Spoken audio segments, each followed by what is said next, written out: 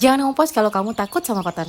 Katanya sih gitu ya, tapi kalau menurut kami, justru kita itu harus ngompos mulai dari sampah kita sendiri. Kenapa? Karena ngompos tuh menurut aku ya, bikin kita jadi lebih mindful sama sampah yang kita kelola di rumah. Jadi kemarin kami habis panen kompos dari kompos bag kami, yang awalnya isinya dari sampah basah, sampah daun, sampah kering, sampah coklat, dan juga sampah-sampah sisa makan nasi ataupun ikan, dan apapun itu kami masukkan ke sini. Dan semuanya itu berubah menjadi tanah setelah proses dekomposisi. Ini nantinya akan kami jemur dulu biar kering, sebelum akhirnya kami pakai untuk jadi pupuk dan media tanam. Dan kenapa kompos ini penting banget buat tanaman? Karena dia itu mengandung banyak banget unsur hara yang bisa kita pakai untuk membantu proses penyuburan tanaman. Dan jelas ya, kami jadi nggak perlu beli kompos ataupun pupuk lagi di luar karena kami udah bisa panen di rumah. Dan kami selalu ngebayangin kalau misalkan satu rumah aja punya satu kompos bag, berapa banyak sampah yang bisa kita selamatkan sebelum dia dibuang ke TPA. Dan fakta bahwa kompos itu bau, itu nggak bener-bener ada kok. Kompos itu kalau misalkan dia udah jadi tanah, ya dia bau kayak tanah biasa aja, dia nggak bau kayak sampah, nggak bau yang jijik, nggak bau yang bikin kita tuh kayak mau muntah gitu. Pokoknya berharap banget ya buat semua pemerintah ataupun aktivis di luar sana yang memang ada concern kompos, mungkin perlu kali bikin sosialisasi dari rumah ke rumah atau dari desa ke desa tentang pentingnya ngompos di rumah,